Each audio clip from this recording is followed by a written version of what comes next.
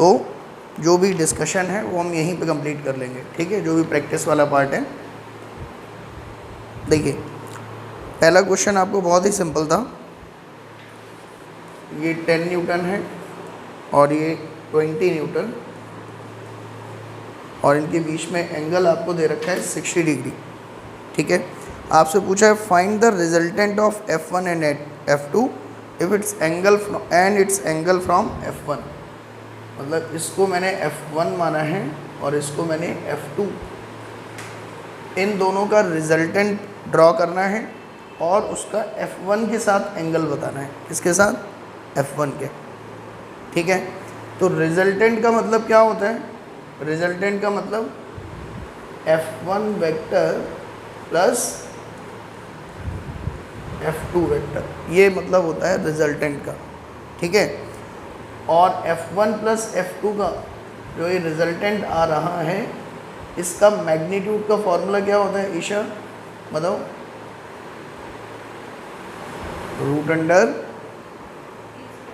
हाँ बस वहाँ A था, यहाँ F1 है, वहाँ B था, वहाँ F2 है। तो F1 का स्क्वायर प्लस F2 का square plus 2F1 F2 cos theta, ठीक है। अभी थीटा कितना है इसका?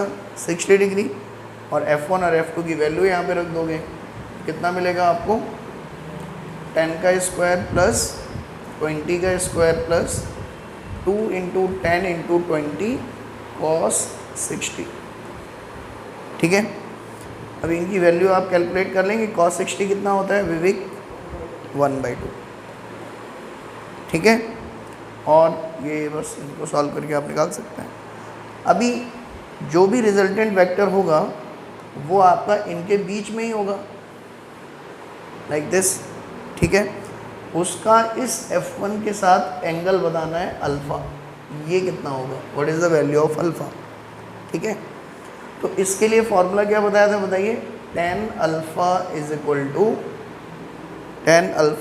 इक्वल टू जिस वेक्टर के साथ एंगल निकालना होता है, ठीक है, उसको तुम यहाँ नीचे लिखो F1 प्लस दूसरा जो वेक्टर है F2, उसको साइन थीटा से मल्टीप्लाई करके ऊपर लिखना है और कॉस थीटा से मल्टीप्लाई करके नीचे लिखना है।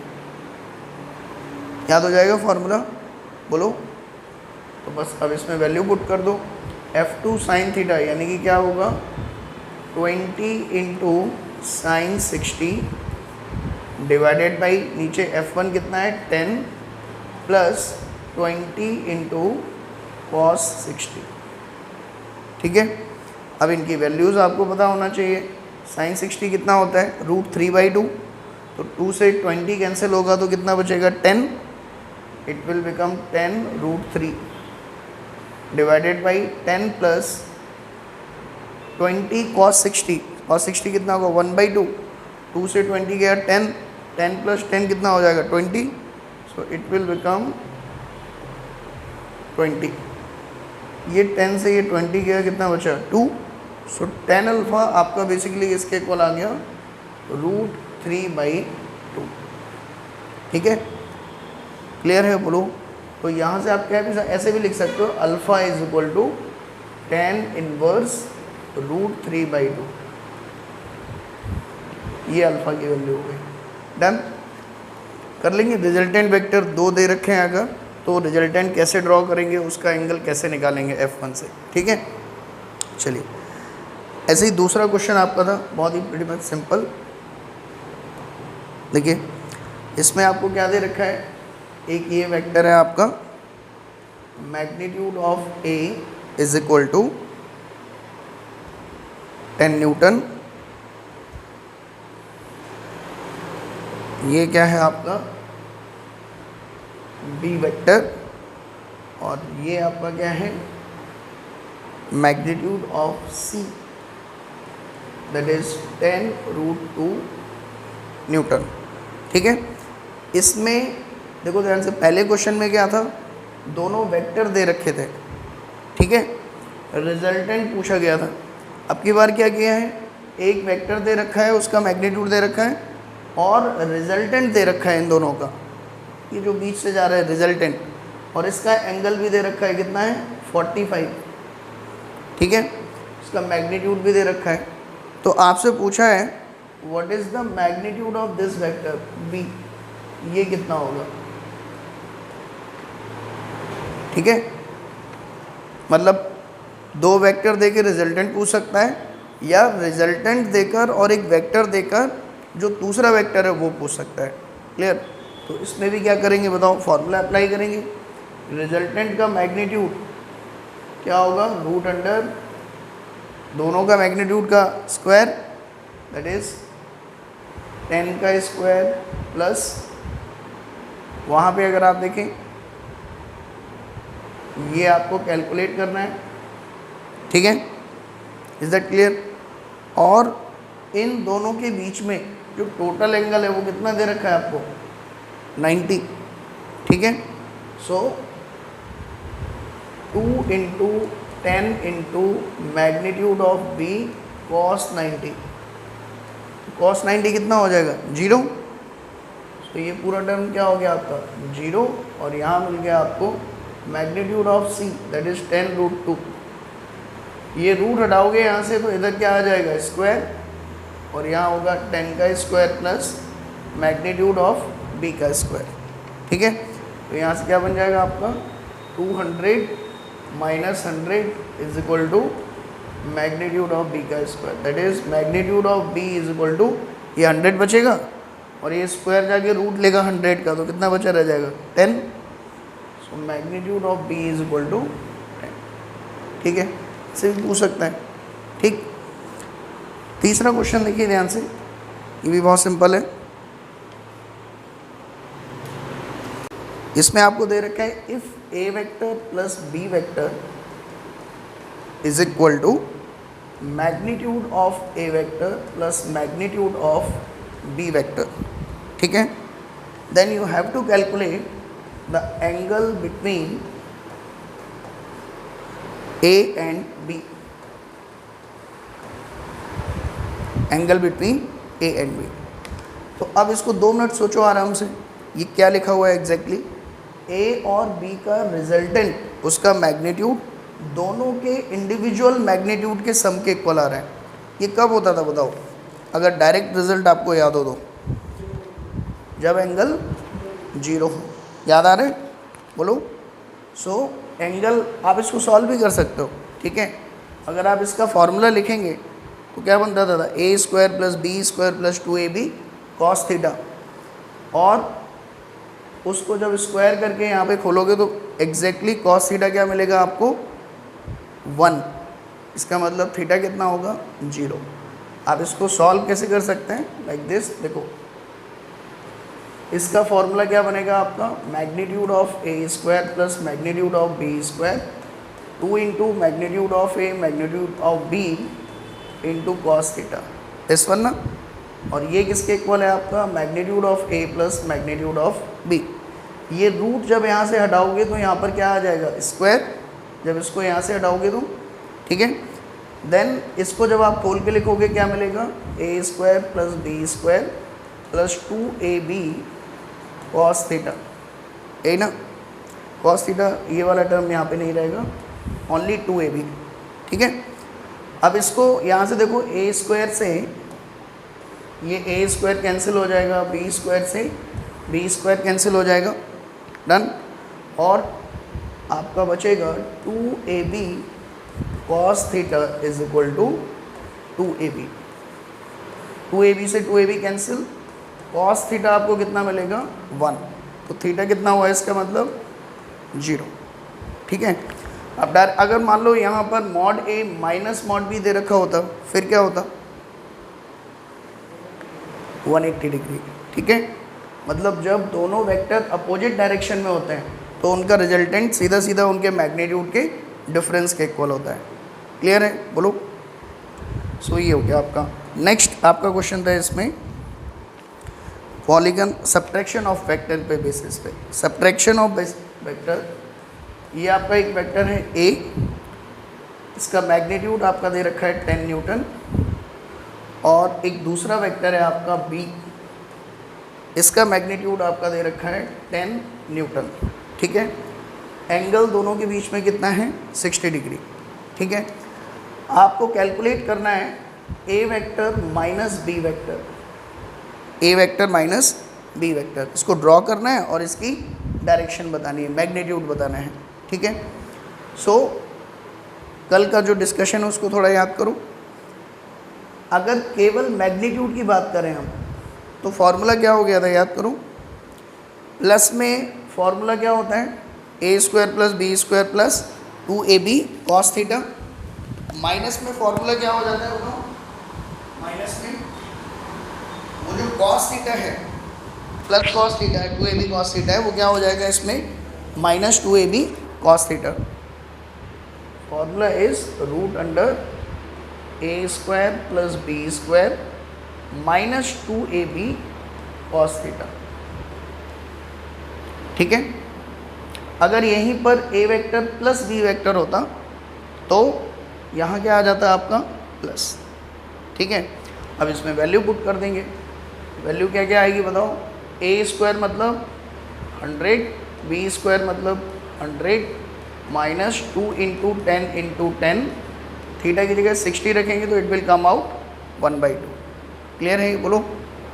सो ये 2 से ये 2 कैंसिल, 100 से 100 cancel and it will come out 10 Newton, ठीक है। सो a माइनस बी, इसका मैग्नीट्यूड कितना आ गया आपका 10 न्यूटन। ड्रॉ करके बता सकते हो कहाँ होगा ये वेक्टर, ये तो मैग्नीट्यूड आ गया, ये किस डायरेक्शन में होगा, कैन एनीवन टेल। कल कुछ मेजर माइनर डायगोनल बताया था मैंने, मेजर और माइनर डायगोनल याद करो। ये दो वेक्टर हैं, पहले पैरेललोग्राम कंप्लीट कर लो।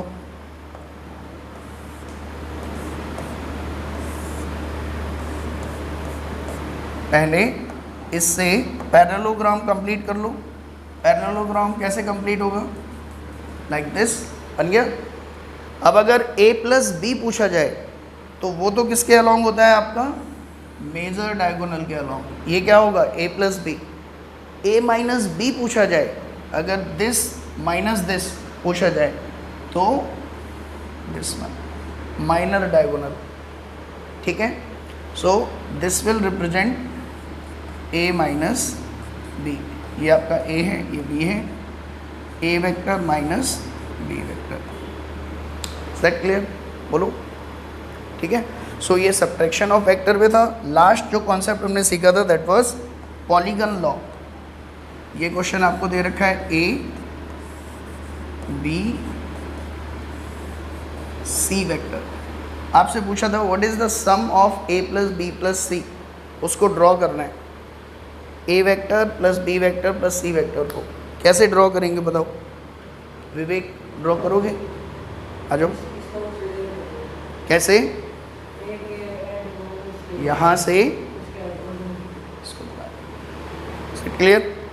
पॉलीगन को कंप्लीट करता हुआ जो वेक्टर होगा, ठीक है, अपोजिट सेंस में, वो इन तीनों का क्या होगा, resultant. This will be equal to a vector plus b vector plus c vector. Is that clear, बोलो, ठीक है। सो ये हमने कल के कॉन्सेप्ट सीख लिए थे। आज जो हमारा टॉपिक है डिस्कशन का that is vector addition by using component method. Parallelogram method केवल दो वेक्टर के लिए हेल्पफुल है आपका, a vector plus b vector, और एंगल दे रखा है अगर, तो आप इजीली जो है इनका रिजल्टेंट निकाल सकते हो, ठीक है। फॉर्मूला पता है, a square plus B square plus 2ab cos theta. लेकिन प्रॉब्लम तब हो जाती है जब एक और वेक्टर दे रखा है c d, मल्टीपल वेक्टर्स हो गए ना। अब इनका रिजल्टेंट कहाँ होगा और वो उसका मैग्नीट्यूड कितना होगा, ये हम पैरेललोग्राम लॉ से कैलकुलेट करने में बहुत कॉम्प्लेक्सिटी बढ़ जाती है। तो इसके लिए हमने एक नया मेथड डेवलप किया है, कंपोनेंट मेथड, ठीक है। देखो ध्यान से, कंपोनेंट मेथड।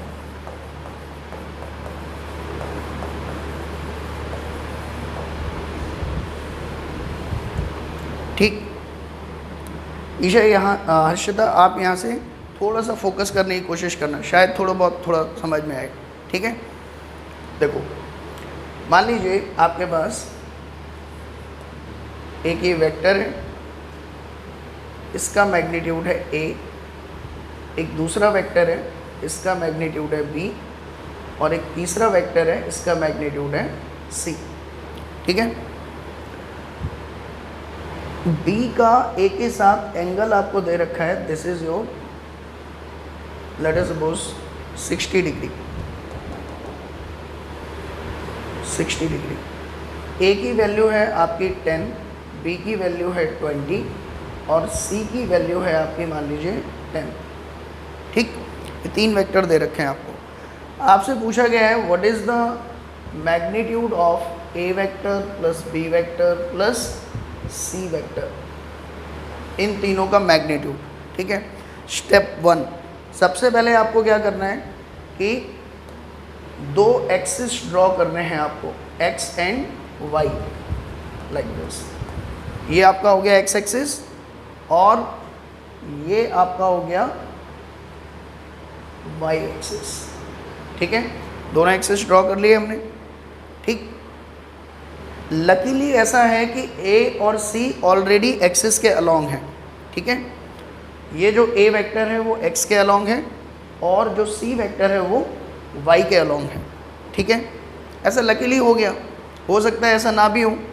ठीक, सारे के सारे वेक्टर हो सकता है कुछ एंगल्स पर हो। ठीक है, सो हमें पहले स्टेप में क्या करना है, एक्सिस ड्रॉ करने हैं जिनके बीच में एंगल कितना होगा 90, x और y के बीच में। Then second step is find out x component of all vectors. x component of all vector मतलब जितने भी ये तीन वेक्टर आपको दे रखे हैं a b c, इन सभी का x डायरेक्शन के अलोंग कंपोनेंट। ठीक है, फिर वो चाहे पॉजिटिव x के अलोंग हो या नेगेटिव x के अलोंग हो। ये डायरेक्शन क्या है आपकी -x। ठीक है, कंपोनेंट लेना मैंने पहले भी आपको सिखाया है, अभी मैं फिर रिकॉल करा दे रहा हूँ। अगर मान लो कोई वेक्टर है आपके पास, लेट अस सपोज x, और मैं कह रहा हूँ कि इसका इस डायरेक्शन में कंपोनेंट बताओ, तो इस डायरेक्शन से इसका एंगल अगर आपका थीटा है तो इस x का इस डायरेक्शन के अलोंग कंपोनेंट होगा x cos theta. Is it clear? Harshita बताओ, अगर मैं कहूँ कि इस डायरेक्शन के अलोंग इस x का कंपोनेंट कितना होगा, अगर ये एंगल कितना है अल्फ़ा, तो इसके अलोंग इसका कंपोनेंट कितना होगा x cos अल्फ़ा। ठीक है, कंपोनेंट समझ में आ गया सभी को? अच्छा, अगर मान लो मैं कहूँ कि इस x का इसी डायरेक्शन में कंपोनेंट कितना आएगा, इसी की डायरेक्शन में, तो एंगल कितना हो जाएगा 0। तो x cos 0 that is x cos 0 1 होता है, यानी कि वेक्टर का उसी की डायरेक्शन में कंपोनेंट अगर पूछोगे तो वो वेक्टर की वैल्यू के ही इक्वल होता है। ठीक है, तो अब ये सीख लेने के बाद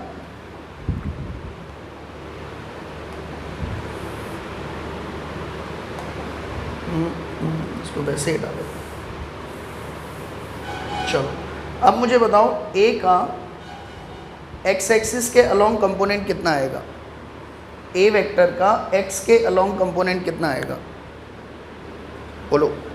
सेम इसी की डायरेक्शन के अलोंग कंपोनेंट 10, इस a का ये a वेक्टर इसी डायरेक्शन में लगा हुआ है x के अलोंग, और मैं कह रहा हूँ इस a का इसी डायरेक्शन में कंपोनेंट। सेम डायरेक्शन में कंपोनेंट क्या होता है, वेक्टर की वैल्यू के इक्वल। ठीक है, तो इस वेक्टर की वैल्यू कितनी है 10 मैग्नीट्यूड, यस और नो? सो ax की अगर हम बात करें तो ax कितना आएगा 10। ठीक है, अच्छा, b का x के अलोंग कंपोनेंट कितना आएगा, अब बताओ। b cos 60। ठीक है, देखो ये b है ना, b, इसका इस डायरेक्शन में कंपोनेंट, तो that will be bx is equal to b cos 60। Neha clear है? b की वैल्यू कितनी है आपकी, देखो 20, cos 60 की वैल्यू कितनी होती है 1/2, और ये आपका कितना आ जाएगा 10। Is that clear? बोलो, ये bx मिल गया हमें। नेक्स्ट सी का एक्स डायरेक्शन में कंपोनेंट, इस सी का एक्स के अलोंग कंपोनेंट, तो अब पहले तो ये देखो कि सी का इस एक्स के साथ एंगल कितना है टोटल 90, यस और नो। तो सी एक्स आपका कितना होगा सी कॉस 90, और कॉस 90 कितना होता है 0, सो आपको ये कितना मिल जाएगा 0, सी एक्स मिल गया। ए एक्स बी एक्स सी एक्स ये तीनों कैलकुलेट कर लिए हमने। तो जब तीनों वेक्टर के आपने एक्स कंपोनेंट कैलकुलेट कर लिए तो रिजल्टेंट जो इन तीनों का आएगा नेट एक्स कंपोनेंट कितना आएगा इन तीनों का sum, that is A X plus B X plus C X. तो ऐड करोगे तो कितना मिलेगा आपको 10 plus 10 plus 0, so that is 20। Clear. जैसे हमने ये रिजल्टेंट एक्स कंपोनेंट कैलकुलेट किया है ठीक वैसे ही हमें resultant of y component calculate करना है। तो उसके लिए क्या करेंगे हम, देखो वाई कंपोनेंट आप कैसे कैलकुलेट करोगे, A Y B Y and C Y. Clear. A Y ये क्या होगा ध्यान समझो, अगर हम बात करें ए वाई कैलकुलेट करने के लिए आपको क्या करना पड़ेगा, ए वाई का मतलब क्या है, इस ए का वाई के अलोंग कंपोनेंट। ठीक है। तो जिस डायरेक्शन में कंपोनेंट निकालना है पहले उस डायरेक्शन से वेक्टर का एंगल पता करो, कितना है वाई से इस एक्स का एंगल, इस ए का एंगल। ईशा घबरा क्यों रहे हो, बताओ बताओ, वाई से ए का एंगल कितना है 90। ठीक है। सो यहाँ पे ए वाई जब आप लिखोगे तो कितना हो जाएगा ए कॉस 90। ठीक है। सो ये क्या हो जाएगा आपका 0, कॉस 90 0 होता है। ठीक। देन वी वाई अगर कैलकुलेट करना है तो ध्यान से देखो, बी आपका कैसा है, इधर एक्स से एंगल कितना है 60, वाई के अलोंग कंपोनेंट निकालना है हमें, वाई के अलोंग, तो वाई से एंगल कितना होगा बताओ 30, टोटल 90 है, ये 60 हो गया, ये कितना एंगल बचा 30। सो बी का इसके अलोंग कंपोनेंट कितना आएगा बी कॉस 30, क्योंकि बी का वाई से एंगल 30 है, so it will be b root 3/2। Now b की वैल्यू आपकी कितनी है क्वेश्चन में देखो, value of b is 20, so you will write 20 root 3/2, so that is 10 root 3। ठीक है। अच्छा C इसी के अलोंग लगा हुआ था, तो मैं कहूँ कि C का कंपोनेंट Y के अलोंग कितना होगा, सेम डायरेक्शन में। देखो C Y के ही अलोंग लगा है और C का कंपोनेंट Y के ही अलोंग पूछा जा रहा है, तो कितना आएगा बताओ, सेम ना, सेम डायरेक्शन में कंपोनेंट क्या होता है वेक्टर की वैल्यू के equal, so C Y will be equal to C. ठीक है। और सी की वैल्यू आपको कितना दे रखी है क्वेश्चन में, it is 10, so C Y is equal to 10 newton. अब हमने A Y B Y C Y तीनों कैलकुलेट कर लिए, तो जो रिजल्टेंट आर नेट वाई आएगा वो कितना आएगा इन तीनों का sum, that is 10 plus 10 root 3 plus 0। ये हो गए कंप्लीट स्टेप्स। ठीक है। पहले स्टेप में एक्सिस ड्रॉ करने हैं, दूसरे स्टेप में रिजल्टेंट एक्स कंपोनेंट कैलकुलेट करना है सभी के एक्स कंपोनेंट को निकाल के ऐड करके, थर्ड स्टेप में रिजल्टेंट वाई कंपोनेंट कैलकुलेट करना है सभी के वाई कंपोनेंट को ऐड करके। ठीक है। नाउ नेक्स्ट देखो, जब एक बार आपका एक्स और वाई कंपोनेंट रिजल्टेंट का निकल गया तो फिर आपने एक एक्सिस ड्रॉ किया एक्स और वाई, और अब केवल आपको दो वेक्टर ड्रॉ करने हैं। ध्यान से देखो, एक तो ये और एक ये। ठीक है। ये रेड कलर का वेक्टर क्या डिनोट कर रहे हैं, आर नेट एक्स, और ये क्या डिनोट कर रहे हैं, आर नेट वाई। क्लियर। ये वाई के अलोंग रिजल्टेंट वेक्टर, ये एक्स के अलोंग रिजल्टेंट वेक्टर। ठीक है। तो जो तीनों वेक्टर का रिजल्टेंट होगा वो इन दोनों के रिजल्टेंट के इक्वल होगा, that is somewhere around in between them, ठीक है।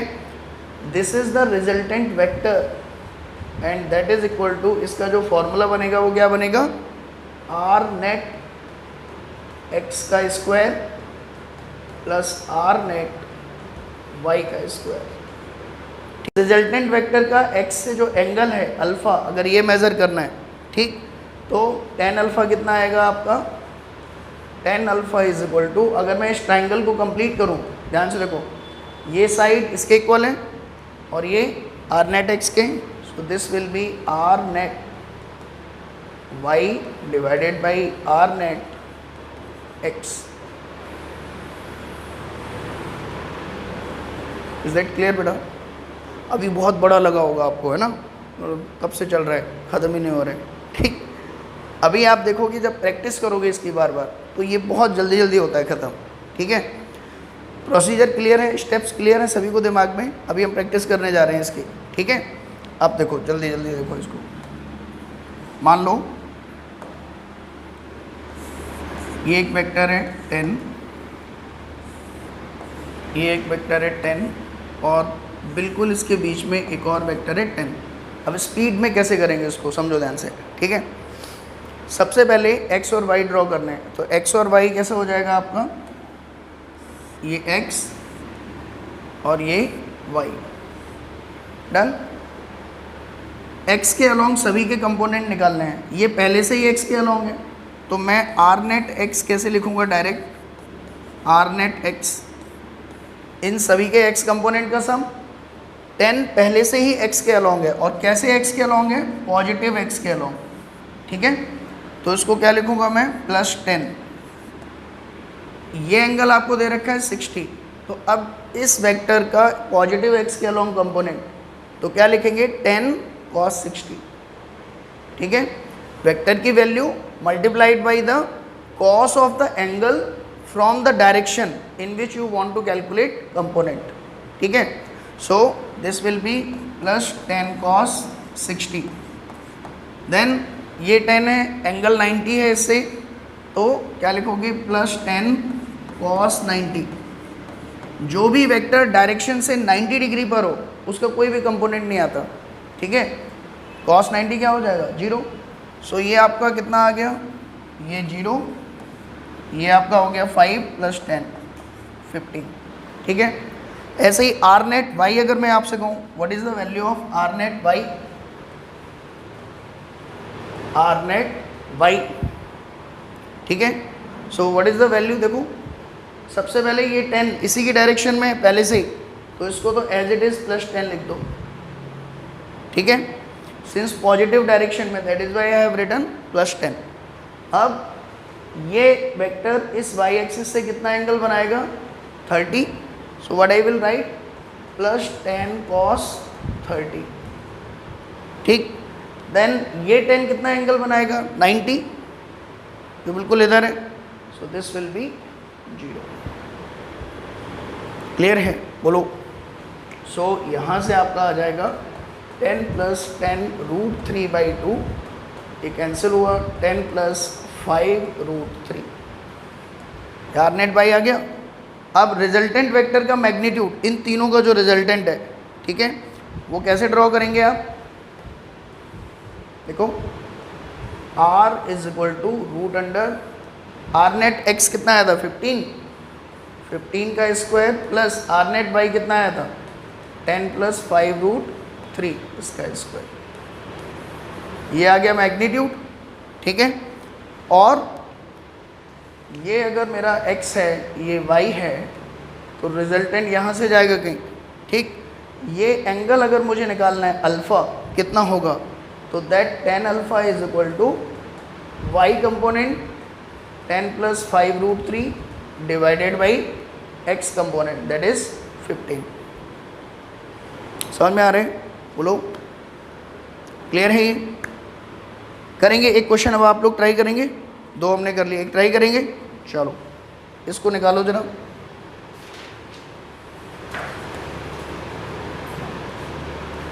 फाइव 10, ये 45 है, और ये आपका 5, ठीक है, ये एंगल 90 है। आपको इन तीनों वेक्टर का, ये ए है, ये बी है और ये सी, रिजल्टेंट ड्रॉ करना है और ये बताना है कि वो रिजल्टेंट फाइनली एक्स एक्सिस के साथ कितना एंगल बनाएगा, ठीक है, उसकी direction and it's angle from x axis, ये बताना है। करो, कैलकुलेट करो। हाँ, पेन ही लेके नहीं आई अच्छा,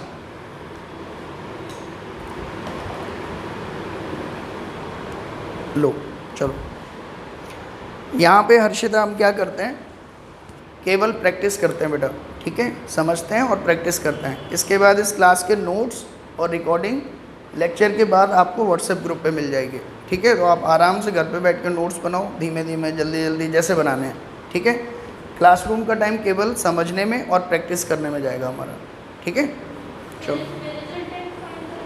हाँ, इसमें रिजल्टेंट इन तीनों का फाइंड करना है और ये बताना है कि वो एक्स एक्सिस से कितना एंगल बनाएगा, ठीक है।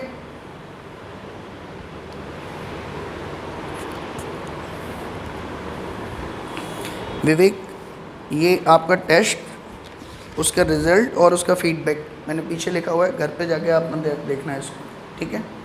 रख लो, अभी रख लो, घर पे जाके देखना है। मंडे को हमारा टेस्ट रहता है बेटा, जो भी हमने मंडे टू सैटरडे पढ़ा, संडे को उसको रिवाइज़ किया, मंडे को उसका टेस्ट होता है, ठीक है।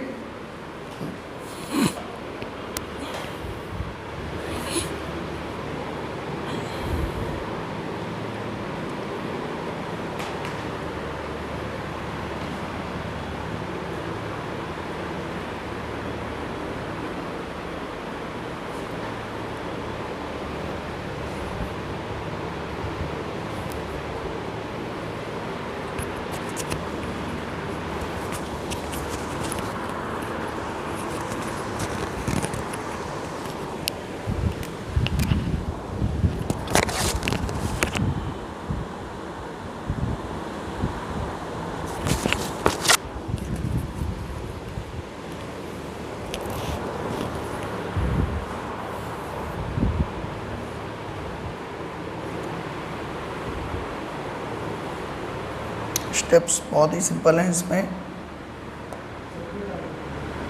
हाँ बेटा,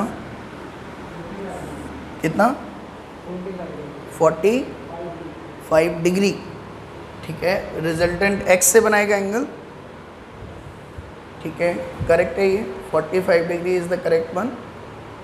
अभी हमें इसका मैग्नीट्यूड और बताना है, व्हाट इज द मैग्नीट्यूड, मतलब ये तीनों रिजल्टेंट का, जो रिजल्टेंट आ रहा है इन तीनों वेक्टर का, वो ये वेक्टर आ रहा है, ये तीन लिखें या ये अकेला लिखें, एक ही बात है, ठीक है। That is why we call this vector the resultant of all those 3 vectors, ठीक है। देखो, अभी मैथमेटिक्स पढ़ रहे हैं इसके, ठीक है, अभी इसकी फिजिक्स पढ़ेंगे। हाँ, थोड़ा सा विवेक तेज बोलो।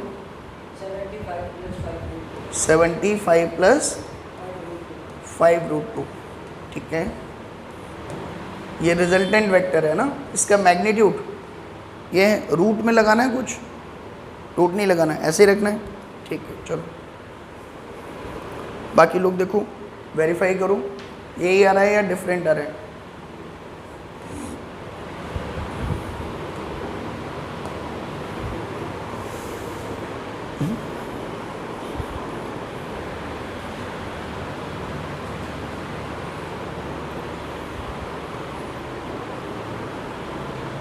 आज एक बहुत बड़ी सेलिब्रिटी की डेथ हो गई, पता है किसी को, कौन ख़त्म हुआ है आज, बताओ। दिलीप कुमार का नाम सुना है आपने? हाँ, दिलीप कुमार साहब ने रहे, 98 की एज में डेथ हुई उनकी।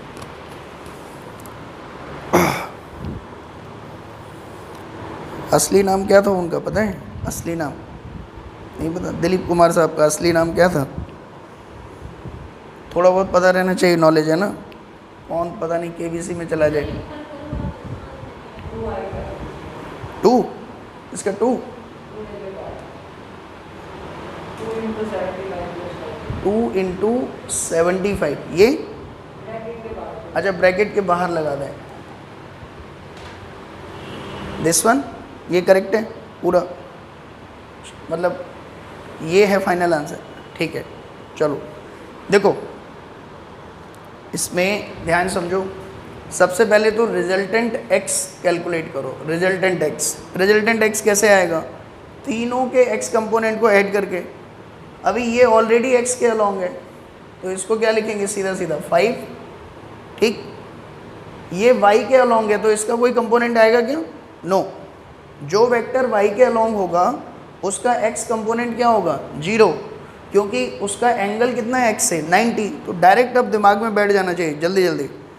x के अलोंग जो होगा वो सीधा ऐड करो, y के अलोंग जो होगा उसका 0, और ये जो है 10, इसका अगर इससे निकालना है तो एंगल कितना है? 45।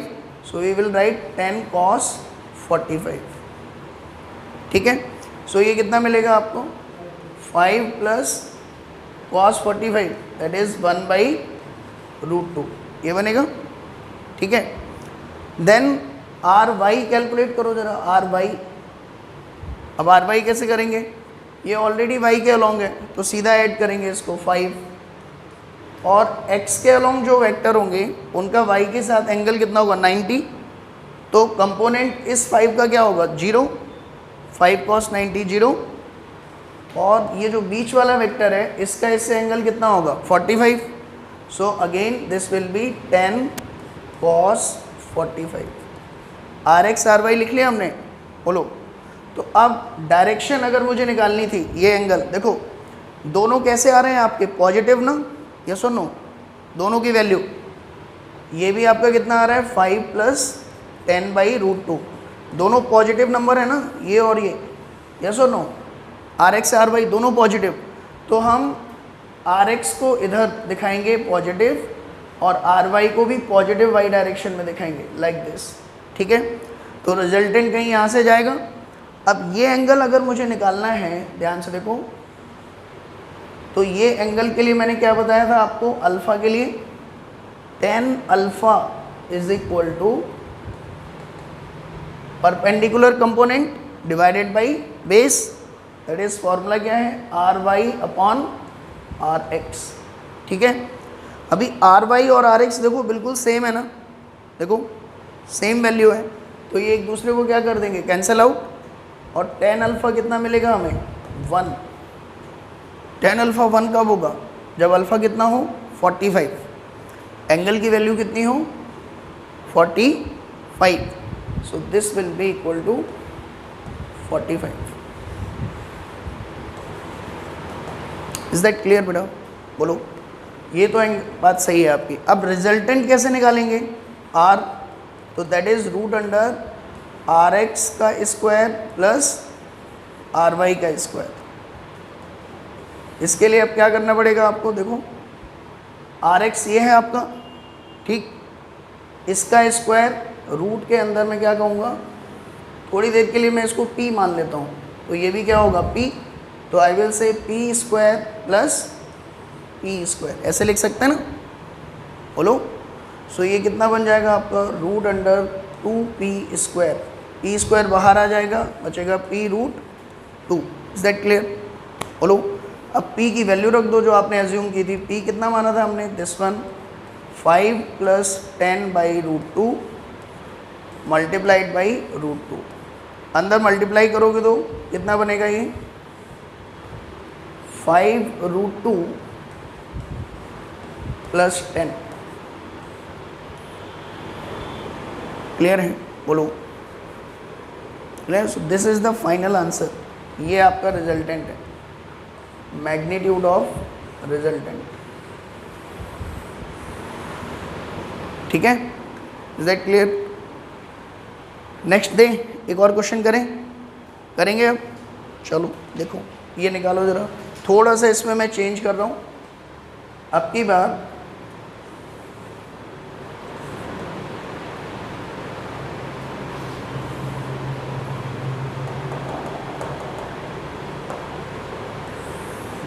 ये एक वेक्टर है 10 न्यूटन,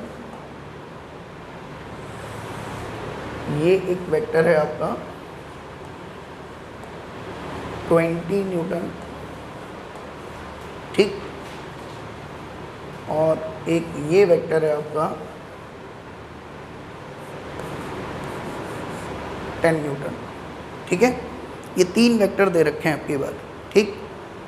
आपको ये जो एंगल दे रखा है आपको, this angle is equal to 60 degree, ठीक है, क्लियर है। अब आपको बताना है, बताओ what is the resultant vector of these 3 vector, इन तीनों का रिजल्टेंट क्या आएगा और किस डायरेक्शन में होगा।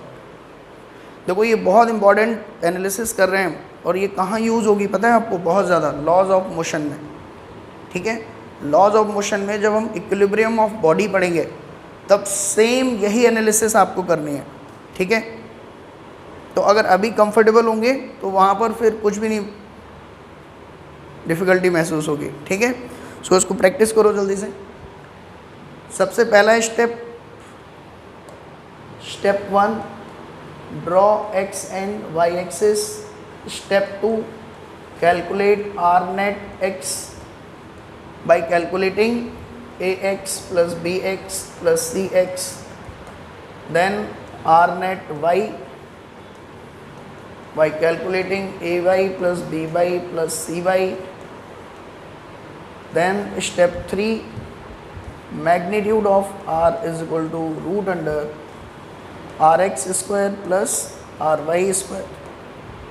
Step 4, tan alpha is equal to ry net upon rx।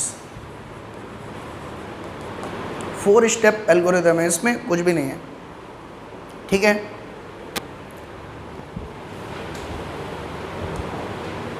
देखो ये आपका हो गया x, ये आपका हो गया y,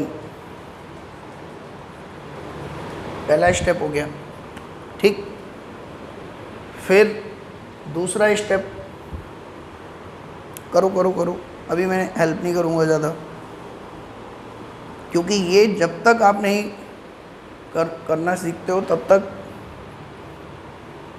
projectile motion, laws of motion, कोशिश करो। देखो डर निकालो पहले मन से कि ये तो डिफ़िकल्ट है, जब तक ये सोचते रहोगे तब तक नहीं होगा, है ना।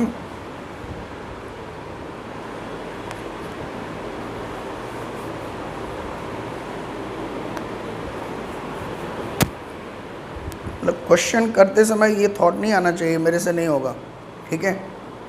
ये थॉट जैसे ही आया बस वैसे दिमाग बंद हो जाता है।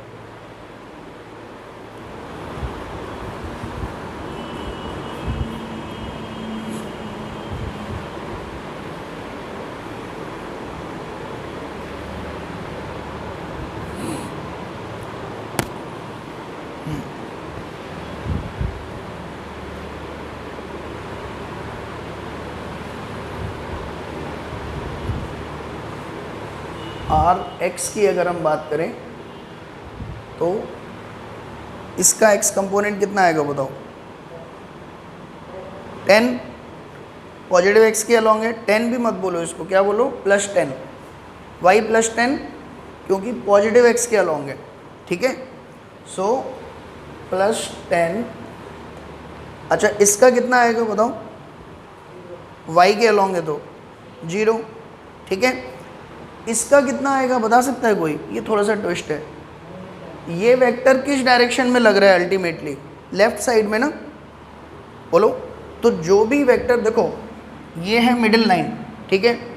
अगर कोई वेक्टर इस तरफ है तो लगेगा उसका कंपोनेंट पॉजिटिव एक्स में, अगर कोई वेक्टर इस वर्टिकल से इधर टिल्टेड है तो उसका कंपोनेंट फिर कहाँ जाएगा, नेगेटिव एक्स में, ठीक है। और नेगेटिव एक्स में कंपोनेंट अगर निकालना है तो ये 20 का नेगेटिव एक्स से कितना एंगल है 60, तो you will write 20 cos 60, clear. और एक चीज़ और करनी है, क्या करोगे बताओ, नेगेटिव एक्स में है तो माइनस, ठीक है। So you will write -20 cos 60। ये समझ में आया, माइनस क्यों लगाया, ठीक है। देन आर वाई अगर मैं बात करूं बताओ, इसका कंपोनेंट कितना आएगा 0, इसका कितना आएगा -10, वेरी गुड, क्योंकि कहाँ लगा हुआ है, नीचे की तरफ, सो दिस इज -10। अच्छा इसका कितना आएगा, ये ऊपर है ना, तो इसका कंपोनेंट कहाँ जाएगा, ऊपर की तरफ, ये एंगल कितना होगा 30, so I will write +20 cos 30, clear, ये RX और ये RY आ गए। बोलो इनको सॉल्व करो जरा, कितने कितने आ रहे हैं। RX इफेक्टिवली आ जाएगा कितना 20 cos 60 कितना होता है, cos 60 1/2, 2 से 20 गया 10, 10 - 10 0, सो RX हो गया 0, RY कितना हो गया आपका, देखो cos 30 कितना होगा आपका √3/2 और ये है -10, तो ये कितना आएगा आपका 10 √3, 10 common √3 - 1। Is that clear, RX RY clear हो गए, बोलो डन। चलो RX RY क्लियर होने के बाद अब अगर मैं आपसे कहूँ कि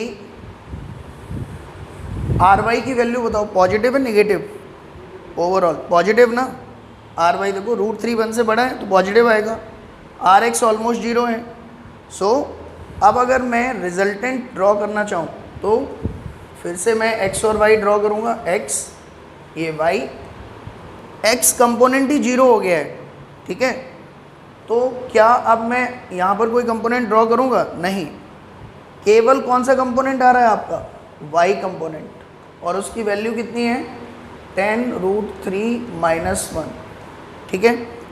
तो रिजल्टेंट वेक्टर अब मैं अगर आपसे कहूँ इसमें R नेट वो कितना आएगा आपका √RX 0 हो चुका है, RY², ये अगर 0 हो गया है तो ये किसके इक्वल आएगा आपका RY के इक्वल, क्लियर, और RY कितना है 10 √3 - 1, ठीक है, और इसका x एक्सिस से एंगल कितना आएगा 90 डिग्री, आप फॉर्मूले में भी रख सकते हो, RY नेट ये कितना है 10 √3 - 1, RX कितना है 0, tan अल्फ़ा, तो किसी भी नंबर में 0 से डिवाइड करते हैं तो क्या मिलता है इन्फिनिटी, तो tan अल्फ़ा कितना आ जाएगा इन्फिनिटी, ये कब होगा जब अल्फ़ा क्या हो आपका 90 डिग्री, ठीक है।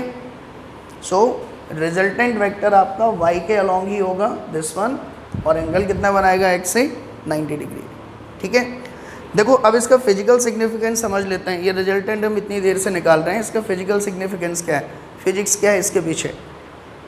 कोई भी वेक्टर क्वांटिटी जैसे फोर्स है, फोर्स में आप डिटेल में पढ़ोगे आगे चैप्टर नंबर 4 में, लेकिन डे टू डे लाइफ में भी हमें पता है फोर्स क्या होता है।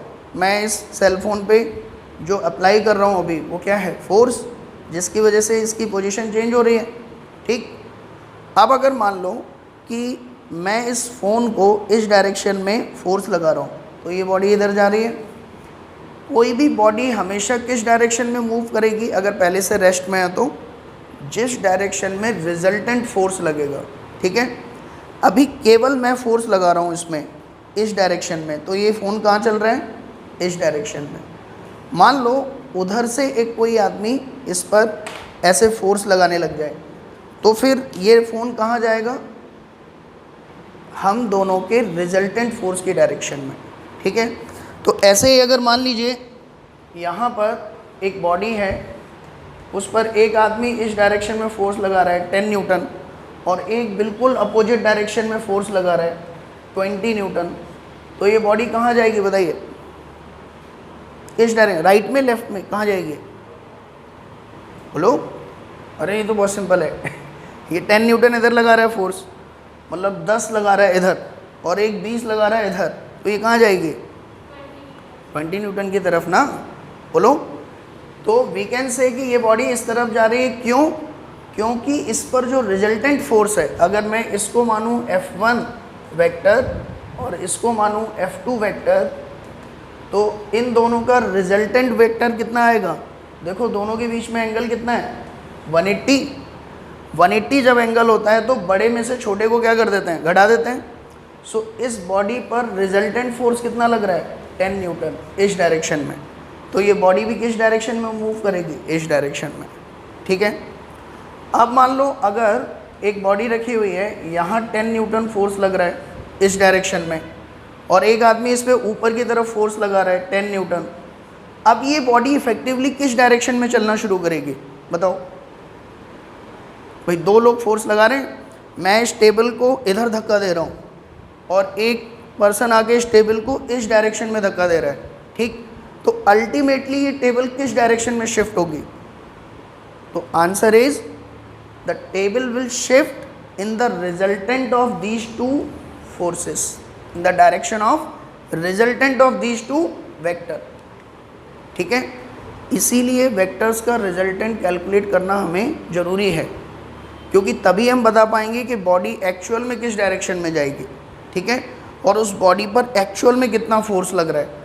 ठीक है, तो एक नोट लिख लो, वैसे तो नोट्स में मिलेगा आपको, अभी भी लिख लो। Body always moves, body always moves in the direction of resultant force, in the direction of resultant force if initially it was at rest, if initially it was at rest। ठीक है, तो अब एक क्वेश्चन मैं आपको दे रहा हूँ घर से करके लाने के लिए। मान लीजिए ये एक पर्सन है, ठीक। एक पर्सन इसको इधर खींच रहा है रस्सी से, ठीक है, इसके हाथ में बंधी हुई है रस्सी, और ये इसको खींच रहा है अपनी तरफ 20 न्यूटन से, ठीक है। और एक पर्सन इसको इस डायरेक्शन में खींच रहा है 40 न्यूटन से, ठीक है। और एक पर्सन इसको ऊपर की तरफ खींच रहा है इसका सिर पकड़ के, ठीक है, 20 न्यूटन से, ठीक है। तो बताओ अल्टीमेटली ये आदमी किस डायरेक्शन में मूव करेगा, ठीक है, किस डायरेक्शन में जाएगा ये आदमी, ठीक। जब तुम लोगों की प्रैक्टिस बहुत बढ़ जाएगी बेटा, तो ये क्वेश्चन 1-2 सेकंड का क्वेश्चन रह जाएगा आपके लिए, केवल 2 मिनट का क्वेश्चन, इनफैक्ट 2 मिनट भी ज़्यादा बोल दे, ठीक। कैसे करोगे आप फिर क्वेश्चन, जब प्रैक्टिस काफ़ी हो जाएगी तब। आज मैं दूंगा, उसको प्रैक्टिस करना है पहले तो, ठीक है। जब प्रैक्टिस ठीक ठाक हो जाएगी फिर कैसे सॉल्व करना शुरू करोगे आप देखोगे अच्छा 20 इधर 40 इधर, तो इस 40 और 20 का रिजल्टेंट कहाँ आएगा, इधर, बोलो, क्योंकि एंगल इन दोनों में कितना है 180 ना। सो इन दोनों का रिजल्टेंट अगर मैं कहूँ इस डायरेक्शन में कितना है 20, और ऊपर अब कितना लग रहा है 20। नाउ दो सेम फोर्स लग रहे हैं 20-20 पर, तो इनका रिजल्टेंट कहाँ जाएगा, इन दोनों के एंगल बाइसेक्टर से। सिखाया था कल, अगर दो फोर्स हैं या दो वेक्टर हैं, दोनों के मैग्नीट्यूड सेम है, तो उनका रिजल्टेंट हमेशा कहाँ जाता है आपका, उन दोनों के एंगल बाइसेक्टर से। तो टोटल एंगल 90 है, तो ये एंगल कितना आ जाएगा 45, ठीक है। और इसका मैग्नीट्यूड कितना आएगा, रूट अंडर इसका स्क्वायर 20 का स्क्वायर प्लस 20 का square, and that is always equal to 20√2, ठीक है भाई। 20 का स्क्वायर कॉमन ले लिया बाहर, अंदर क्या बचा √2, ये बन गया। ये अभी हो सकता है आपको लग रहा हो कैसे हुआ, लेकिन जब प्रैक्टिस बहुत हो जाएगी then you will come at this level, ठीक है, कि आप देख के ही सीधा सीधा आंसर टिक करोगे कि भाई ये होगा, ठीक है। वो कब आएगा बताओ, वो क्लासरूम में लेक्चर सुनने से नहीं आएगा वो लेवल, वो कैसे आएगा, घर जाके जो भी क्वेश्चंस आपको आज दिए जाएंगे उनको प्रैक्टिस करना है, ठीक है। फिर उसमें से जो नहीं होंगे वो हम कल डिस्कस करेंगे। कल से आपका जो टॉपिक शुरू हो रहा है that is unit and dimension, ठीक है। वेक्टर हम यहाँ पर अब होल्ड पे रखेंगे, जो रिमेनिंग पार्ट है प्रोडक्ट वो हम स्टार्ट करेंगे चैप्टर नंबर 6 में, ठीक है। सो आज के लिए ठीक है, चलो थैंक यू। नेहा बेटा